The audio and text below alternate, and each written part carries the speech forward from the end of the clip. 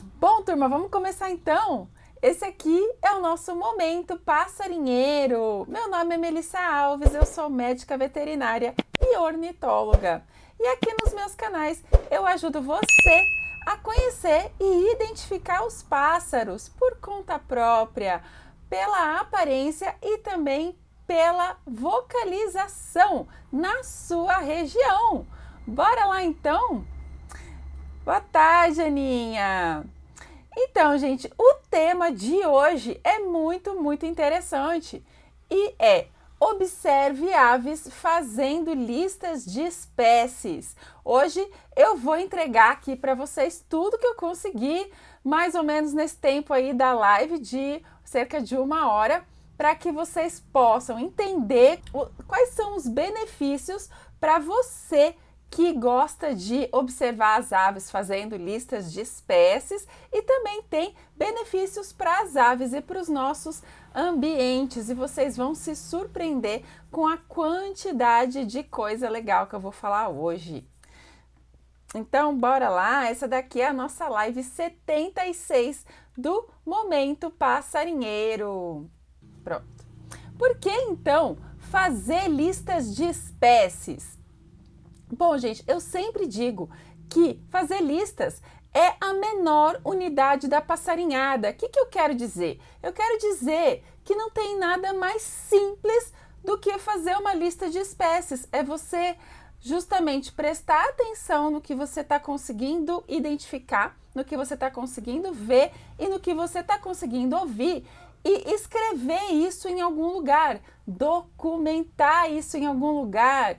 E isso é muito inclusivo, gente, porque não exige equipamento algum, você não precisa de máquina fotográfica, você não precisa de gravador de som, você também não precisa, não é obrigatório que você tenha um binóculo, se bem que o binóculo, gente, é um equipamento que eu recomendo muito que vocês tenham. Tem vários motivos para que vocês tenham um binóculo, mas eu não vou entrar a fundo nesse assunto. Tem um vídeo sobre esse assunto que eu já gravei só falando sobre isso, uma live inteira sobre esse assunto, vale a pena vocês conferirem depois. O que acontece? Quando a gente está fazendo lista, a gente consegue se conectar demais com a natureza e com as aves, porque a gente tem que estar somente prestando muita atenção em tudo que se move e em tudo que emite som. Então é uma forma muito poderosa da gente se conectar com o ambiente, da gente realizar a verdadeira passarinhada, que é aquela que a gente está prestando atenção, que isso que é passarinhar. Tira foto e gravar som, isso também faz parte? Sim, mas isso não é o principal. O principal é a gente conseguir documentar as espécies, tá? E pelo fato de ser uma maneira muito forte da gente se conectar, muito intensa, da gente investir nossa atenção, nosso foco, acaba funcionando mesmo como uma meditação poderosíssima. A gente justamente fica no momento presente e isso acaba sendo uma terapia que a gente pode em poucos minutos fazer todo dia. Aliás, é isso que eu sempre recomendo para vocês, que façam todo dia. E aí vocês vão ter benefícios de estar tendo essa terapia diária, mas não é só isso. Parece vendedora do Polishop, né? Mas é verdade, gente. Além desse poder de terapia para a gente, indiretamente a gente também contribui de maneira verdadeira e de maneira ativa para a preservação das aves e dos nossos ambientes. Parece mentira? Então fica até o final dessa live que você vai entender por que eu defendo isso. Nem vai demorar para te explicar isso. Primeiro, gente, vou explicar aqui para vocês um conceito que eu acabei de dar, que é: o que é ciência cidadã? Gente, isso é uma coisa poderosíssima. Consiste na colheita sistemática de dados sobre plantas, também sobre animais, que podem ser relevantes para a ciência.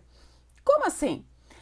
O que são dados relevantes? Por exemplo, qual é a espécie que está naquele local, naquela data? É um dado relevante, apesar de parecer uma bobagem. Ah, esse passarinho está aqui todo dia. Mas você está falando isso porque para você é corriqueiro, mas na área de outra pessoa é outro passarinho que é corriqueiro.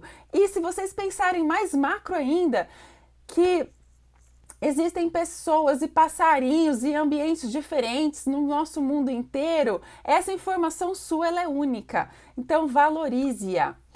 E deixa eu explicar melhor, gente, para vocês.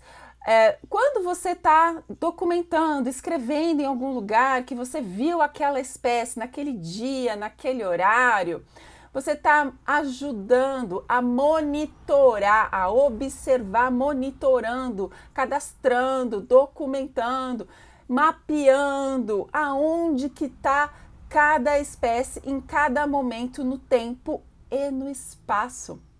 Já brincaram de batalha naval? É como se fosse isso. Vocês mapeando onde que está cada espécie, stalkeando, né? Assim, realmente monitorando, rastreando aonde que estão essas espécies. E com esses dados, gente, pessoas que estudam aves, estudam passarinhos, biólogos, ornitólogos, cientistas, pegam esses dados, unem e eles tiram conclusões se aquela espécie ela migra, qual que é a rota de migração, se aquela espécie está em declínio, se aquela espécie está em ascensão, se aquela espécie está dentro ou fora da área de ocorrência original, se ela está expandindo a sua área de ocorrência ou se está diminuindo. Por quê, gente? Porque a ornitologia é viva. A todo ano, a todo instante, pessoas estão descobrindo dados novos para a ciência, vocalizações diferentes, subespécies diferentes, espécies diferentes. Mesmo nos dias de hoje é possível descobrir espécies novas. Como é que é isso? E isso acontece. E, gente, olha só, aconteceu até com uma aluna minha quando ela estava começando o curso. Não é dizer que ela era, assim, experiente, por isso que ela conseguiu. Ela conseguiu registrar uma espécie que é a gaivota cinzenta, que não tinha ainda no Wikiaves para ela postar a espécie. Ela perguntava para todo mundo, ninguém sabia o que era e ninguém conseguia achar a espécie no Wikiaves. Por quê? Porque ainda não tinha. Então, gente, qualquer um é capaz de conseguir colocar uma espécie nova. E olha, não vou também entrar nesse tema hoje com profundidade, mas, gente, as vocalizações são o campo mais fértil para que você consiga um registro inédito. Não só para você, mas até para o nosso país. Um passarinho que canta diferente, a gente pode redescobrir até uma espécie, gente, que foi justamente o que aconteceu até com a nossa linda, maravilhosa, querida história linda que é da rolinha do Planalto, que foi redescoberta depois de 74 anos, ela estava dada praticamente como extinta. E o Rafael Bessa, quando estava passarinhando, ouviu uma vocalização muito diferente, falou, o que será isso? E aí ele viu essa rolinha que ele devia até lembrar da imagem, gente, da imagem desenhada, porque na época que ela foi descrita não existia foto. Então, gente, acreditem. Sejam que nem o meu menino, meu filho, ele sempre pega um insetinho, pega um sapinho, pega um girininho. Mãe, ele tem aquela paixão, aquela esperança, assim, né? Será, mãe, que essa espécie aqui já foi descrita para a ciência? Esse daí já, com certeza, vai ser biólogo, porque ele já tem nisso esse veio, assim, da ciência muito aflorado nele. Então, eu quero que isso também seja aflorado em vocês. Então, gente, vocês conseguiram entender o que é a ciência cidadã? E aí talvez vocês estejam se perguntando, Melissa, mas que coisa estranha, por que eu, pessoinha assim, normal, que nem entendo tanto assim de passarinho, vou ser capaz de colher essas informações? Gente, porque são as informações corriqueiras do seu dia a dia. Aquele mesmo passarinho que parece comum ou que é comum mesmo, você está ali sistematicamente olhando ele, de repente você vê um outro, como já aconteceu comigo aqui, surpresas de eu ter visto, por exemplo, o tietê aqui na área que eu cuido, que eu monitoro, da área que eu sou a sentinela, eu chamo até de meu território, porque eu sou territorialista, que nem os passarinhos, né?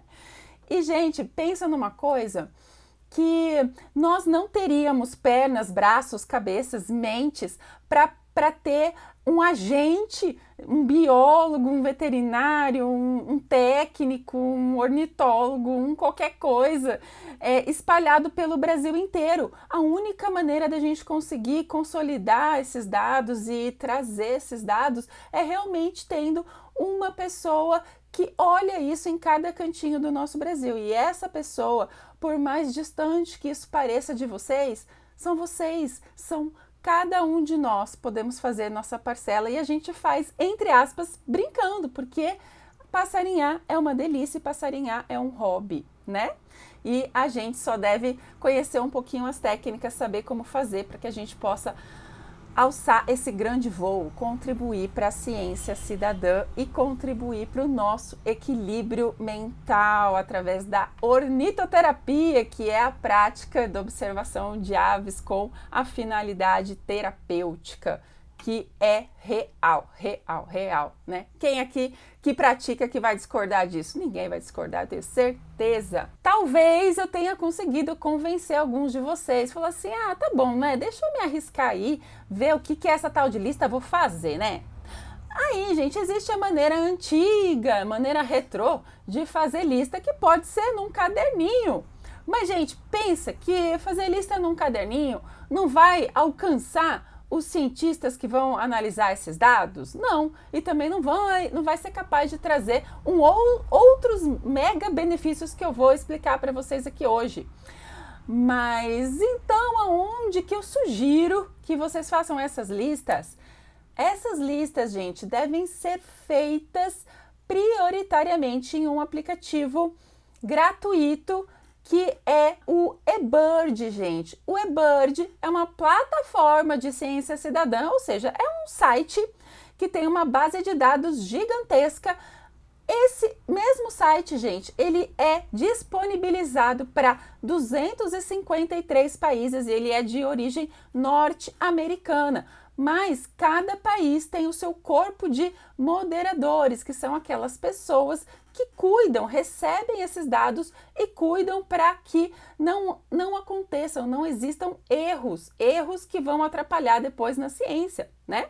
Porque, gente, todo mundo é passível de errar, de colocar um dado errado. Então é por isso que esses dados precisam de revisão. Aliás, gente, qualquer dado, qualquer planilha, qualquer trabalho precisa mesmo de uma revisão. Todo mundo erra na ortografia, erra na gramática, erra esquecendo uma imagem, colocando uma imagem errada, é normal, né? E eu, gente, tenho orgulho de ser uma das moderadoras, de poder contribuir com esse trabalho lindo de colheita mundial de dados sobre as nossas queridas aves, não é? Porque isso, com certeza, a longo prazo ajuda na conservação e nos diagnósticos para ações futuras, ações de preservação. E isso é de total interesse meu e com certeza de vocês também, eu tenho certeza disso. Ornitoterapia é minha rotina, isso aí, Júlio, é minha rotina também, gente.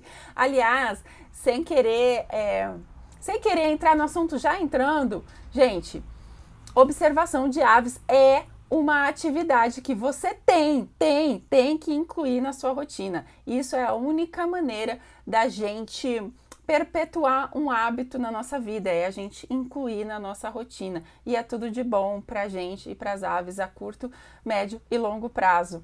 Essa é a minha tese e eu defendo ela com unhas, dentes e tudo mais. E eu defendo bem, vai, gente. Quem tá aqui, que é meu aluno, sabe que é verdade.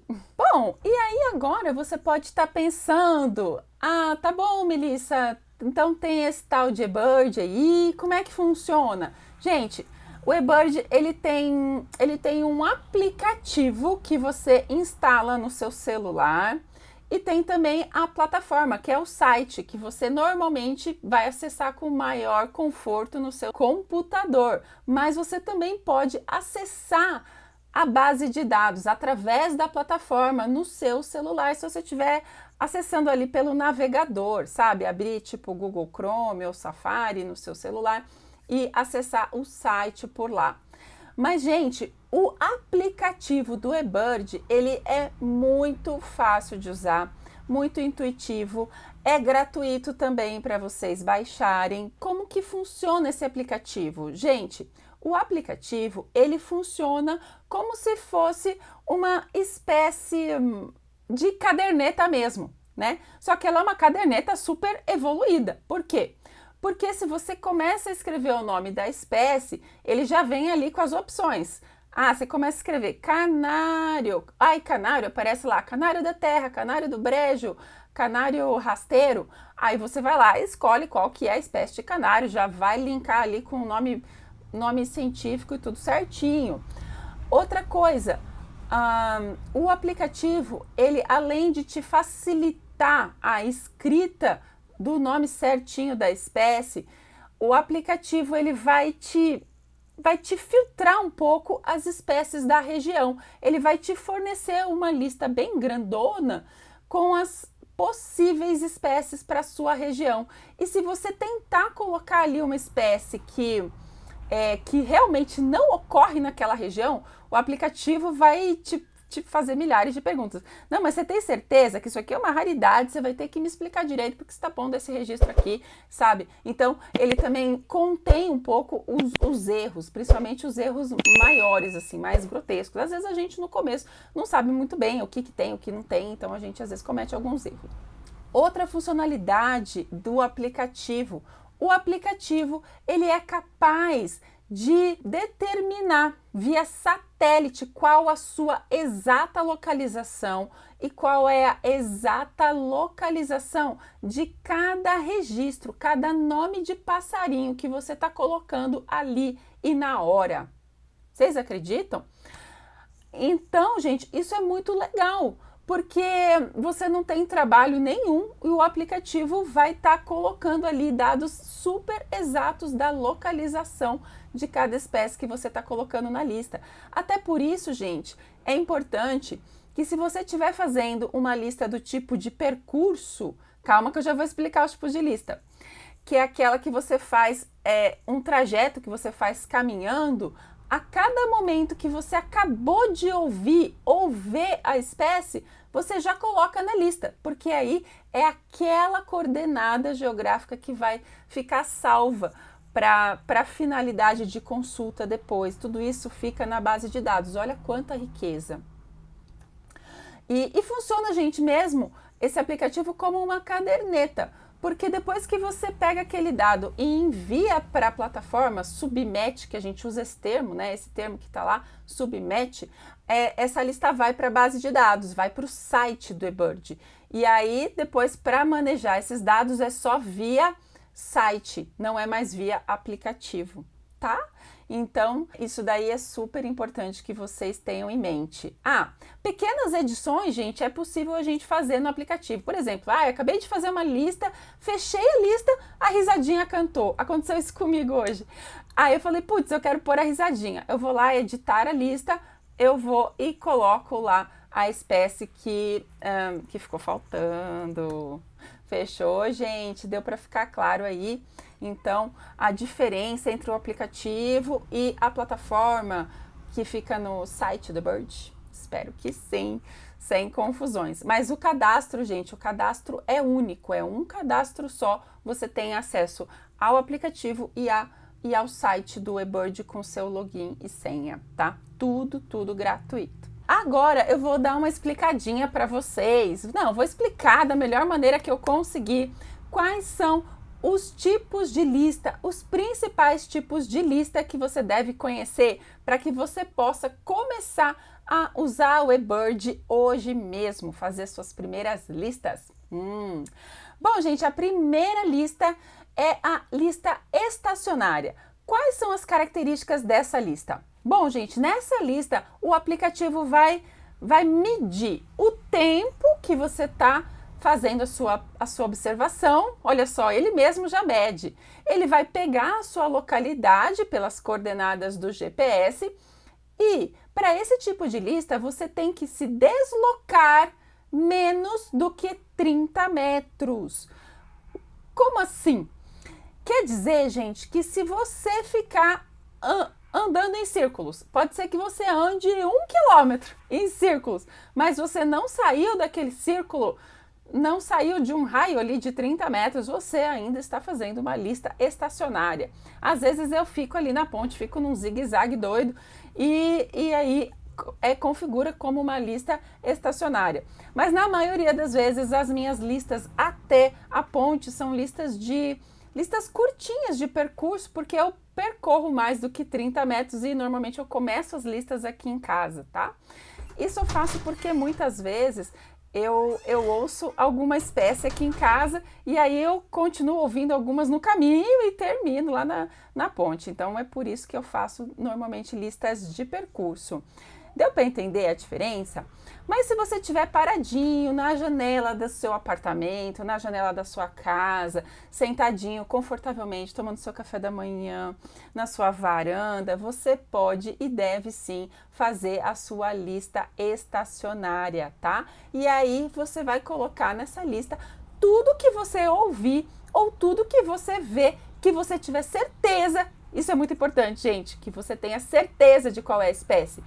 Porque, gente, se a gente não tiver certeza, a gente vai estar prestando um desserviço, vai ficar dando trabalho para os moderadores depois corrigirem essas informações. E, assim, algumas informações a gente tem como dizer, não, isso aqui não pode ser, e tem outras que a gente não tem como saber. Por quê? Porque não tem, né? Não tem como saber. Se você colocou lá que era uma garça branca pequena e na verdade era uma garça vaqueira, não tem como o moderador saber. Existem as duas espécies na região, poderia ser uma, poderia ser outra, né?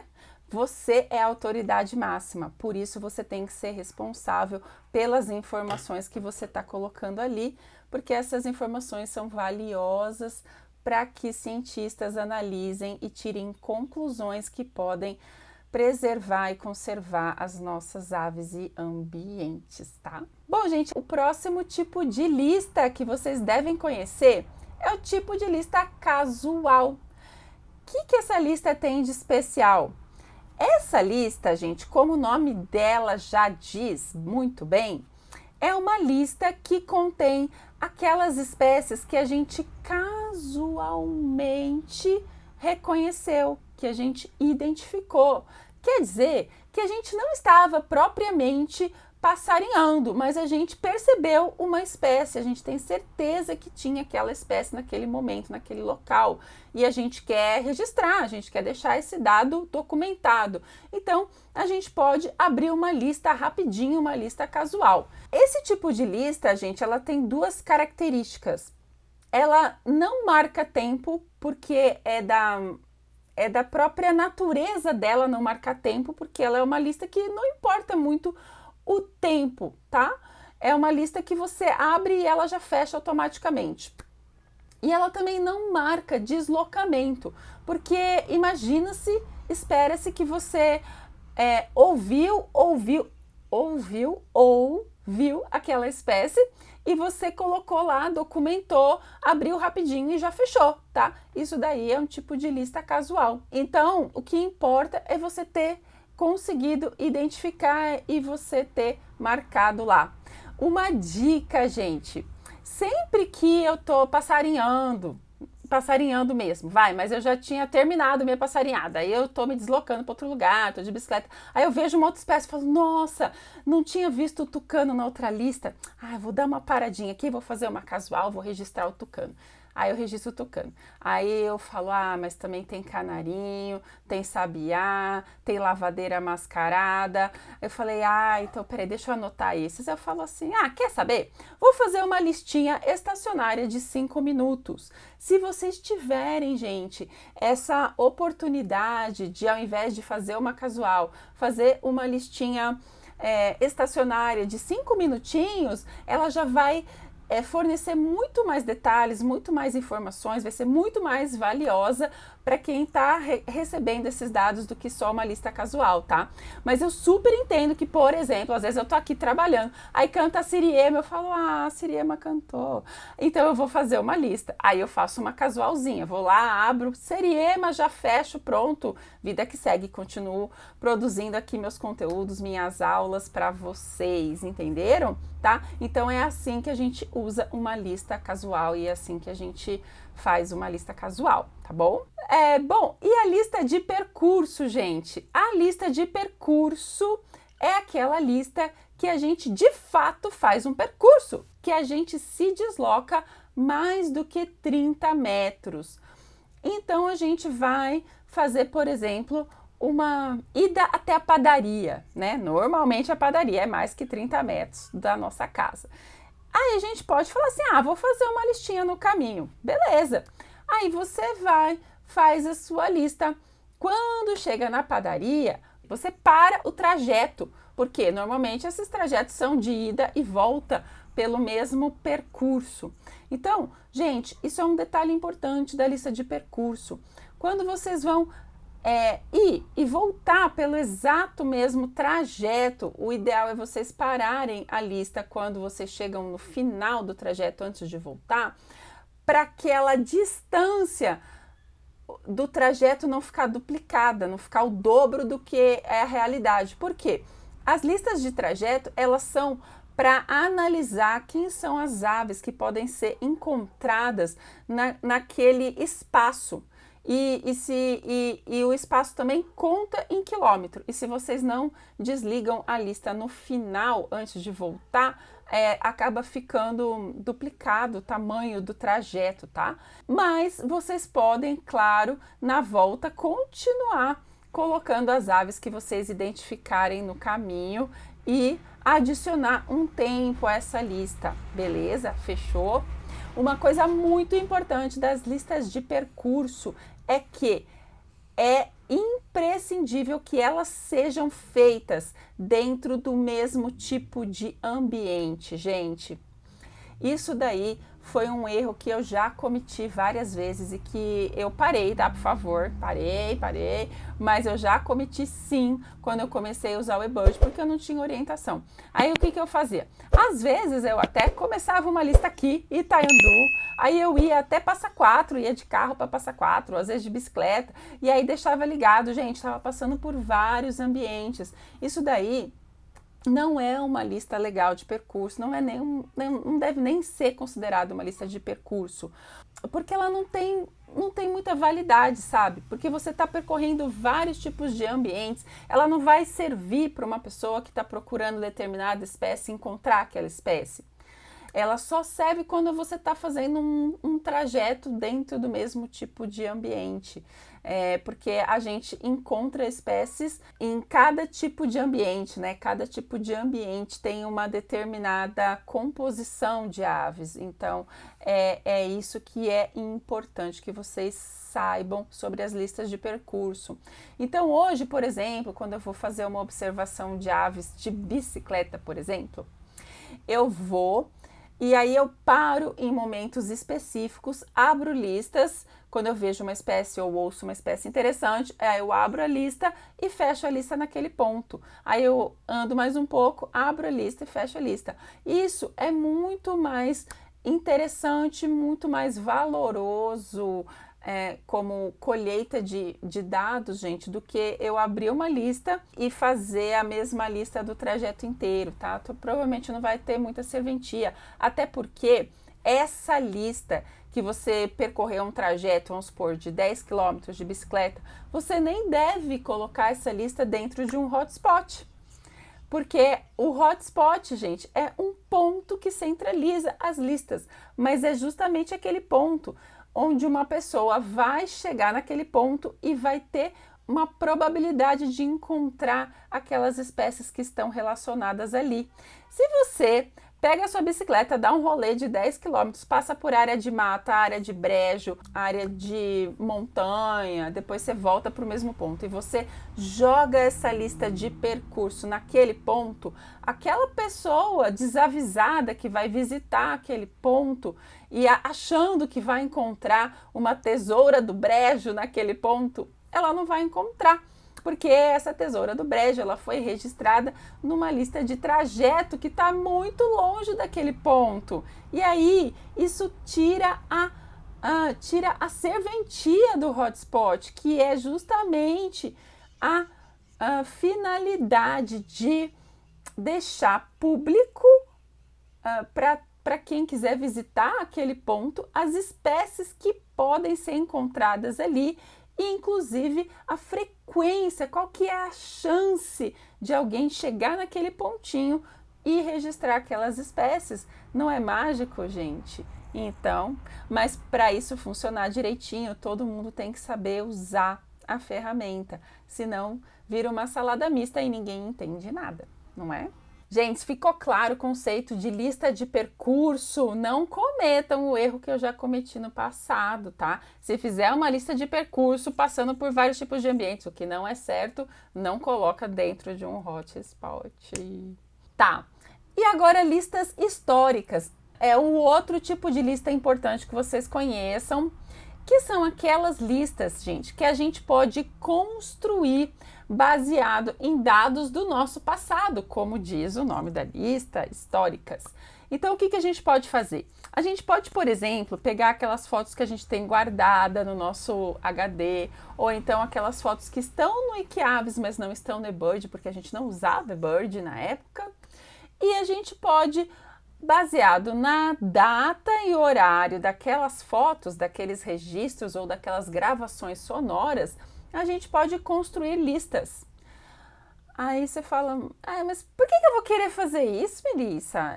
Bom, é porque, gente, no eBird, diferentemente do Wikiaves, a gente só consegue postar fotos ou sons se forem atrelados, se forem dentro de uma lista. Então, vocês só vão conseguir colocar essas fotos no eBird se vocês construírem uma lista primeiro.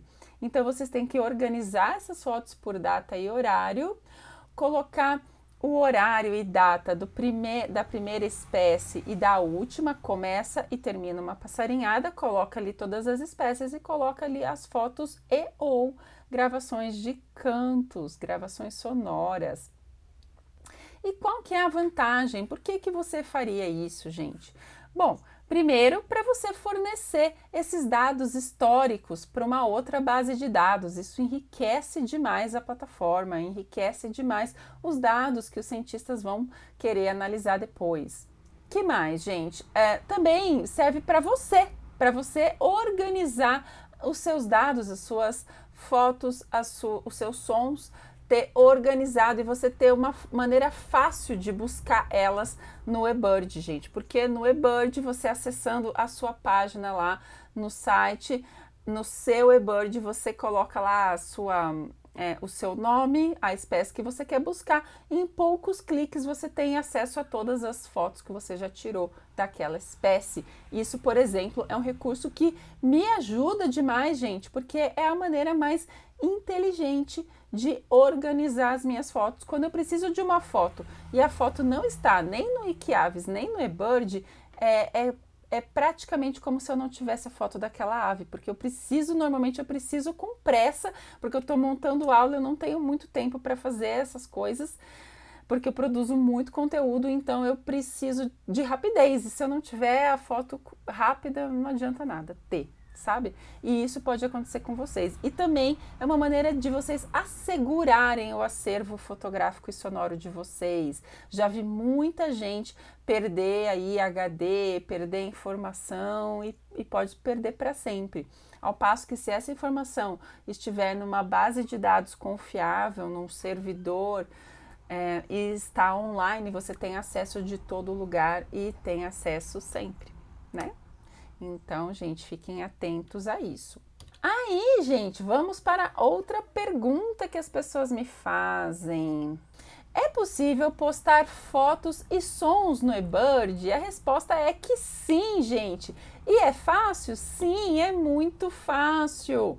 Normalmente a gente pode fazer essa postagem através do site, que é mais tranquilo, dá para fazer também através do celular, mas aí não é no aplicativo, tá, gente? Não faça confusão.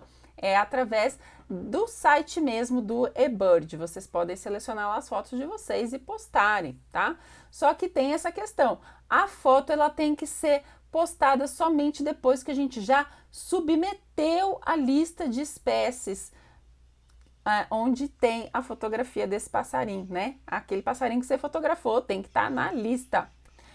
E dessa forma, gente, vocês vão ter os seus dados, as suas listas muito organizadas, dá para você olhar a lista e ver as fotos das suas espécies, os sons das espécies. Então, gente, olha só, você linka aquela foto, aquele som, não só a espécie, mas aquele indivíduo que você viu naquele determinado local. Olha a exatidão. E é assim em todas as listas.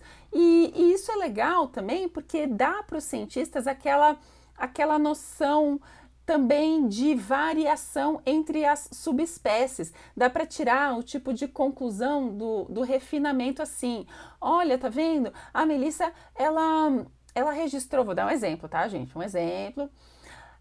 Uma guaracava de barriga amarela lá na ponte, lá no Rio Passa Quatro, e olha como ela canta, ou então olha como que é a corzinha da barriguinha dela, mas olha, aqui o Júlio Filipino em São Paulo, ele também fez o registro de uma guaracava de barriga amarela, mas olha que canto diferente que o Júlio conseguiu captar lá na região dele. Então, de repente, esse cientista pode falar, nossa, mas está muito diferente esse canto, ou a corzinha da barriga está muito diferente. Será que são subespécies diferentes que existem em São Paulo e Minas Gerais?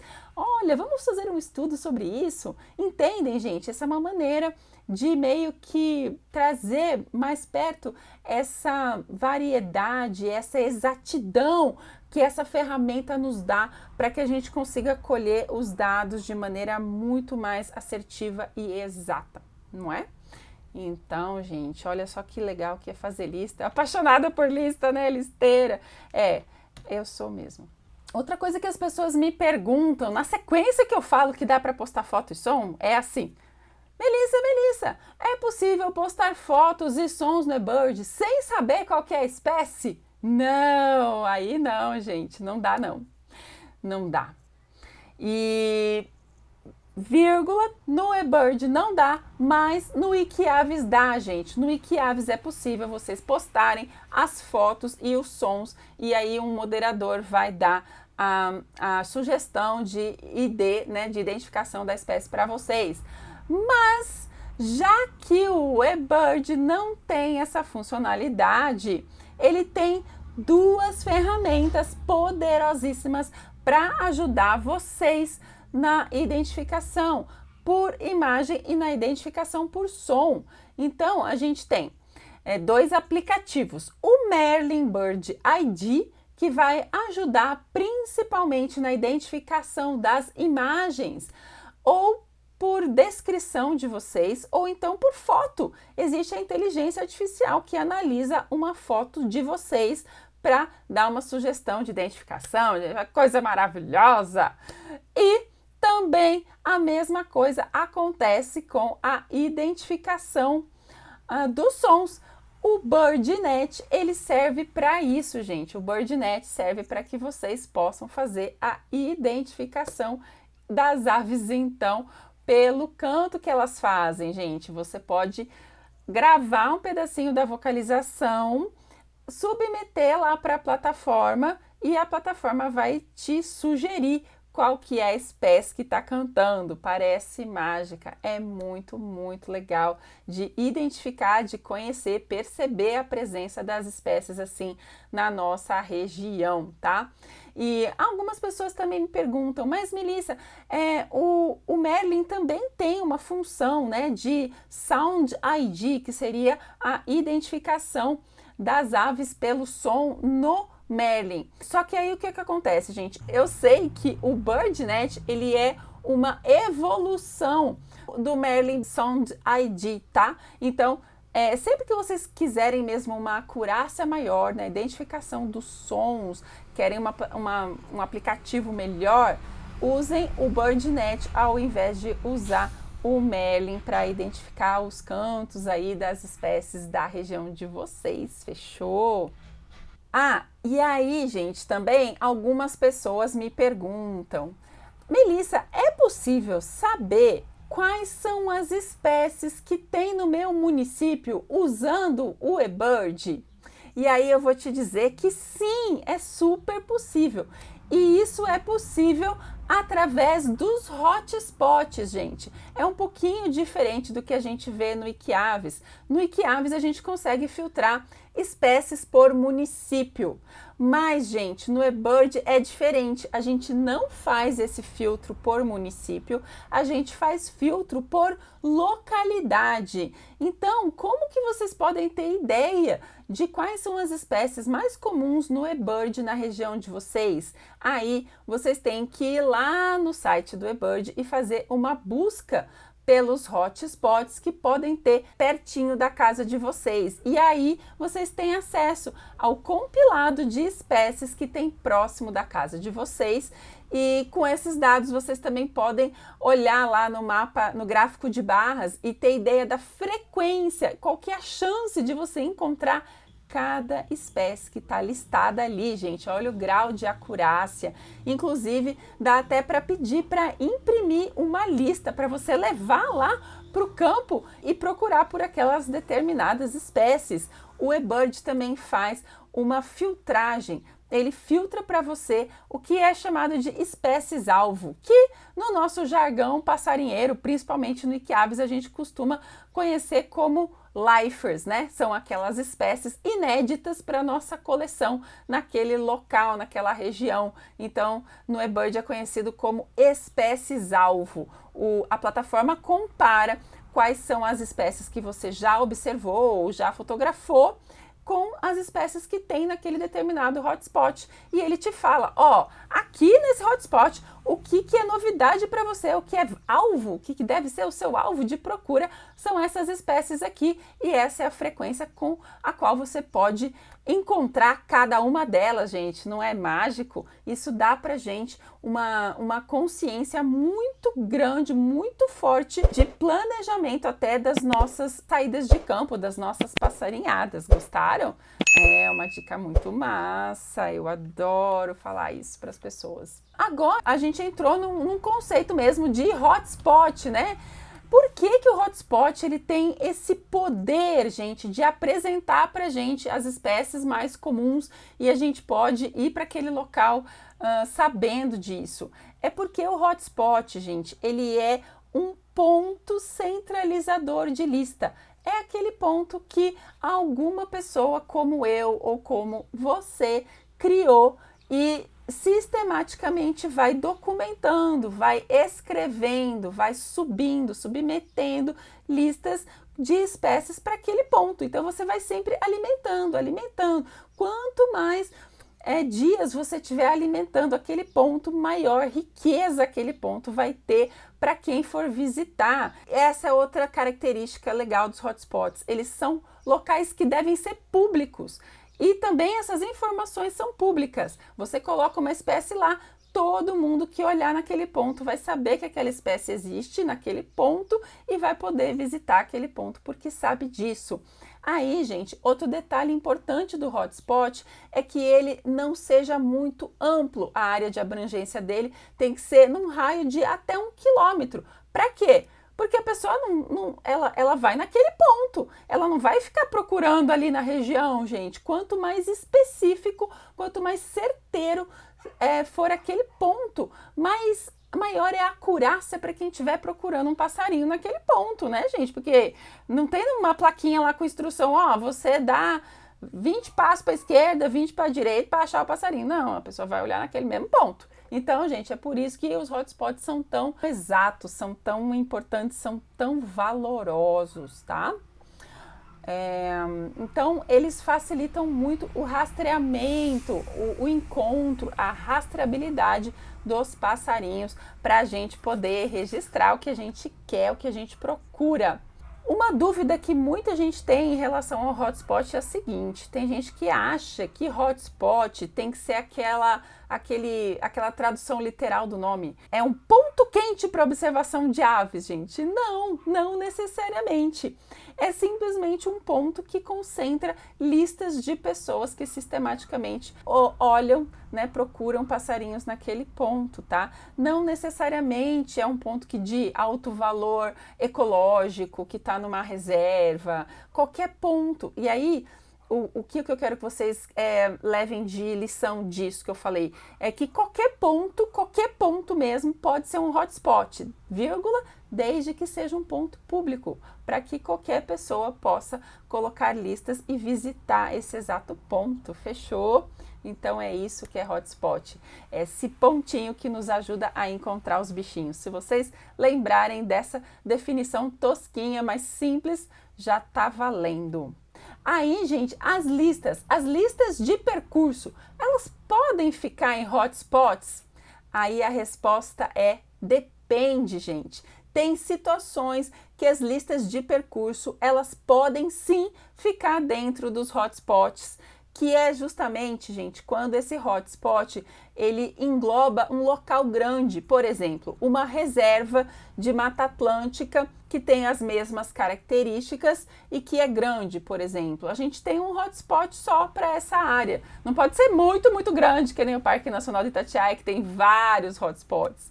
Mas se for uma área homogênea, ela pode ter somente um ponto, que é o nome desse hotspot, e as listas de percurso feitas dentro dessa reserva, elas vão todas para o mesmo hotspot, elas representam todas aquele mesmo local, entendem? Tá? O que é diferente daquele momento, por exemplo, que eu saí de bicicleta passeando aí por vários municípios, por vários ambientes e colocando as espécies ali. Aquilo não tem validade de nada, porque quem quiser encontrar aquelas espécies daquele percurso lá não vai encontrar nada em ponto nenhum, porque aquilo tá em todo lugar e tá em lugar nenhum. Beleza? E aí, gente, tem uma pergunta que todo mundo me faz quando eu dou alguma aula sobre eBird, e essa pergunta é muito importante, gente. Me perguntam assim: Melissa, mas qual que é a funcionalidade de colocar as mesmas espécies em listas todo santo dia? Melissa, porque todo santo dia eu vou lá fazer uma lista e eu encontro os mesmos passarinhos. Canário da terra, rolinha, urubu, pomba asa branca, andorinha pequena de casa. A resposta, gente, é que são duas, tá? Primeiro, normalmente as pessoas que me falam isso são pessoas que não têm experiência com o eBird suficiente de tempo de estrada mesmo, de rodagem, né, gente? Falando de quem dirige, por exemplo, não tem experiência com a plataforma para chegar na conclusão de que a gente não registra todo dia as mesmas espécies, que aos pouquinhos a gente vai descobrindo espécies diferentes e que se a gente vai variando os horários, a gente vai encontrar espécies diferentes, e quando a gente está com o ouvido mais treinado, mais apurado, a gente também vai estar ouvindo espécies diferentes nos diferentes horários, e as nossas listas vão ficar mais diferentes ao passar dos dias. E falando em ao passar dos dias, gente, esse pensamento também é um pensamento de quem está pensando no muito curto prazo, quem está analisando, por exemplo, uma semana de observação. Eu fiquei uma semana observando o passarinho, fazendo lista, todo dia eu fazia lá no mesmo horário, eu coloquei praticamente as mesmas espécies. Isso parece muito bobo. O que a Universidade de Cornell vai fazer com esses dados? Isso não tem validade nenhuma, gente. Aí que está o seu engano. Porque pensando a longo prazo, gente, isso muda. Isso muda pela característica das aves, que muda mesmo quem que está ali no momento, de acordo com as épocas do ano, se é primavera, verão, outono, inverno. Também muda de acordo com as fases de reprodução e migração das aves, muda a abundância, muda a diversidade, então tudo isso muda. E também muda com uma terceira variável, gente. Os ambientes estão mudando. Os seres humanos a todo tempo estão mudando, alterando os ambientes. Às vezes alteram para o bem e às vezes também alteram para o mal. Então, às vezes, áreas onde se encontrava tais espécies não se encontra mais, e áreas que não encontrava determinadas espécies passa a encontrar. Então, as espécies de aves, gente, elas são extremamente sensíveis a mudanças ambientais. É por isso também que elas são indicadores de qualidade ambiental. Elas são as primeiras a avisar. Então, se a gente encontra ou não encontra determinado passarinho em uma área, a gente que entende sobre a biologia dos ambientes, dos ecossistemas e das aves, dos pássaros, a gente pode tirar conclusões sobre a qualidade daquele ambiente ou sobre se aquele ambiente foi degradado ou se ele foi melhorado. Então, isso daí é uma parte prática, né? Uma parte aplicada da informação que vocês estão sistematicamente colhendo diariamente. Aquela colheita que parece bobinha para vocês, a longo prazo constrói uma base sólida e forte de informações sobre as nossas espécies, e isso é sim ferramenta de preservação ambiental, tá? Então se liga nisso. Então, gente, bom, já estou aqui no adiantado da hora, né? Porque parece que tá rolando aí um negócio, um tal de jogo, né, do Brasil. Então eu vou fazer aqui um recapitulo rapidinho do que foi que eu falei de super importante hoje sobre o tema de passarinhar, observar aves fazendo listas de espécies. Gente, quais são os grandes benefícios? Bom, primeiro, fazer listas é uma maneira super poderosa da gente se conectar com o ambiente e com as aves, da gente praticar a nossa ornitoterapia, da gente mesmo fazer uma meditação. Também isso estimula muito a nossa curiosidade, cada dia é um som novo, uma imagem nova, a gente vai querer saber mais, vai querer pôr na lista, vai querer saber quem é. Que mais? Esse desejo é o que vai nos mover, essa vontade de pôr na lista. Eu quero pôr na lista, mas eu não sei quem é, então eu tenho que estudar, eu tenho que procurar, eu tenho que mandar esse som para alguém. É assim que funciona. Porque a gente tem que ter certeza para pôr na lista. Que mais? A gente, quando está fazendo lista de espécies, a gente está praticando ciência cidadã. Então a gente está construindo uma base sólida de dados que vão servir para cientistas, ornitólogos, biólogos, veterinários planejarem a conservação de áreas e de espécies, gente, não esqueçam disso. É uma terapia diária que pode ser feita sim diariamente com poucos minutinhos de baixíssimo custo. Muitas vezes você não precisa de nada, você só precisa do seu celular que você já tem aí. Se tiver um binóculo, ótimo, mas se não tiver, não tem problema. Você pode gravar som no seu celular, você pode tirar foto até com o seu celular, fazer vídeo. Não precisa de nada de muito complicado, de muito caro, tá? Chega de ficar falando que a observação de aves é hobby caro, é hobby elitizado. Eu quero desconstruir essa ideia, tá? E, gente, vocês também podem compilar as espécies dos pontos perto da casa de vocês, não é? Numa pracinha em frente da casa de vocês, numa ponte do lado da casa de vocês, como é no meu caso, né? E, além de ter isso tudo organizado, compilado para te servir, vocês podem deixar as suas fotos e os seus sons todos organizadinhos e guardadinhos de maneira segura no servidor da Universidade de Cornell. Eles vão estar sempre online disponíveis para vocês de qualquer lugar do mundo. Estão salvos, estão seguros, tá? E ainda tem a grande vantagem da gente poder olhar um hotspot dos outros, e aí a gente vai planejar as nossas passarinhadas. Poxa, eu tô vendo aqui nesse hotspot lá da régua de Cachoeiras de Macacu, eu posso encontrar esse passarinho que eu quero tanto ver. Aqui eu tô vendo a porcentagem de encontrar ele é de, sei lá, 40%. Então eu vou para lá, eu vou me organizar para ir visitar esse hotspot para registrar esses passarinhos, essa espécie alvo, como a gente chama no eBird, tá? Porque, gente, o eBird tem essa maravilhosa virtude de colher com muita exatidão a frequência das espécies, tá? Que tem na nossa região. O Wikiaves não tem muito isso, porque cada pessoa aleatoriamente posta a foto que acha mais legal, que acha mais bonita, a espécie que prefere. No eBird não, a gente registra tudo que se move e tudo que emite o som e tudo que a gente consegue identificar naquela região. E é isso que é fazer lista. E fazer lista é tudo de bom. E espero que vocês tenham comprado, entre aspas, a minha ideia, que vocês tenham curtido essa ideia de fazer listas, tá bom?